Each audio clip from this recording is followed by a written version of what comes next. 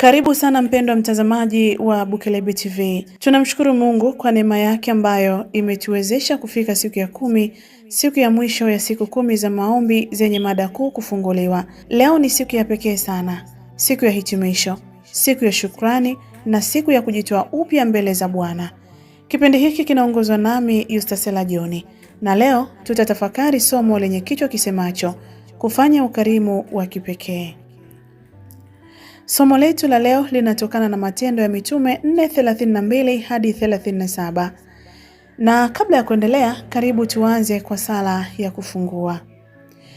Baba yetu wa mbinguni, tunakuja mbele zako kwa unyenyekevu na shukrani. Tunakushukuru kwa uhai, kwa neema na kwa siku hizi 10 za maombi ulizotupa. Leo tunapofika siku ya mwisho, tunaomba Roho Mtakatifu awe nasi. Afungue mioyo yetu, atufundishe kupitia neno lako na atubadilishe. Ondoa kila kizuizi cha kiroho, utufungulie mioyo ya kuelewa, kusikia na kutii.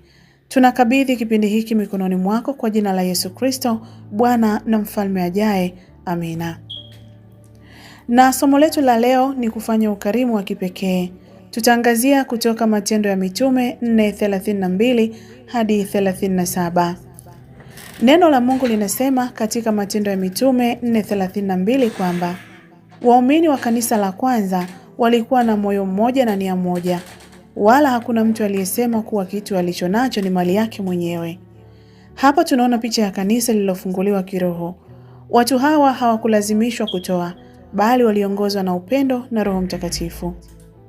Ukarimu wao haukutokana na kuwa na mali nyingi, bali ulitokana na kumwagwa kwa Roho Mtakatifu mioyoni mwao. Kama Ellen White anavyoeleza, walikuwa na lengo moja kubwa, mafanikio ya utume waliokabidhiwa na Mungu. Upendo kwa ndugu zao uliokuwa mkubwa kuliko upendo wa pesa au mali. Hii inatufundisha jambo muhimu sana. Moyo ulioguswa na Roho Mtakatifu hauwezi kubaki na ubinafsi. Mfano rahisi ni kama huu: mtoto mdogo akipewa mkate na akaona mwenzake ana njaa, mara nyingi atagawana bila kufundishwa. Kwa nini? Kwa sababu hana moyo wa tamaa. Hivyo hivyo Mkristo aliyefunguliwa moyoni na Roho Mtakatifu huona mahitaji ya wengine kabla ya kwake mwenyewe. Biblia inasema pia kuwa hakukuwa na mtu mwenye mahitaji miongoni mwao. Hii ina maana gani? Ina maana kanisa lilikuwa familia, walichukuliana mizigo. Ukarimu wao uliambatana moja kwa moja na nguvu nyingi za ushuhuda. Mitume walihubiri kwa ujasiri na neema ya Mungu ilikuwa juu yao wote.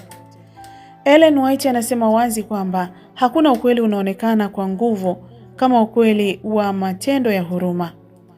Injili haifunguki kwa maneno tu, bali kwa matendo yanayoonyesha upendo wa Kristo.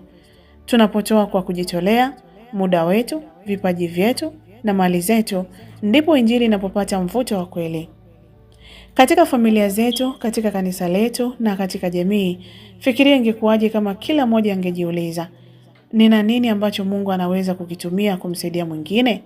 Jamii ingebadilika, migogoro ingepungua, upendo ungeongezeka na watu wengi zaidi wangeletwa kwa Kristo. Ukarimu wa kipekee hauanzi mfukoni, unaanzia moyoni.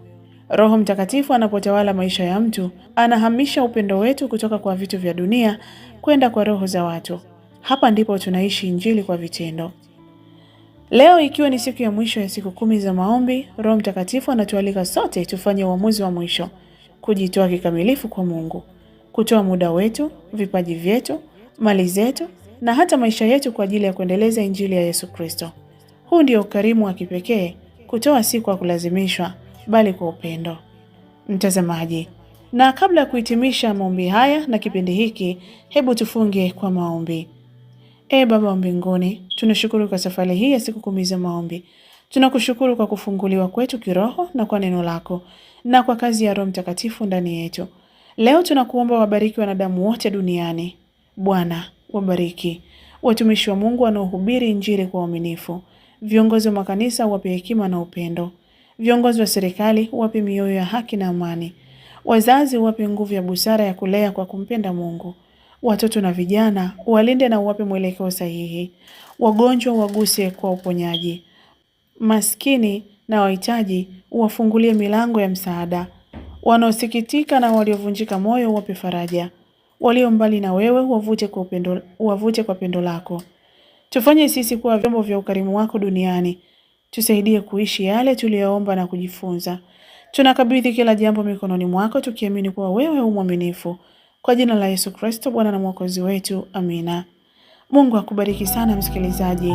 Asante kwa kuwa pamoja nasi katika safari ya siku 10 za maombi. Kufunguliwa kupitia Bukelebe TV. Mimi ni Yustasela John.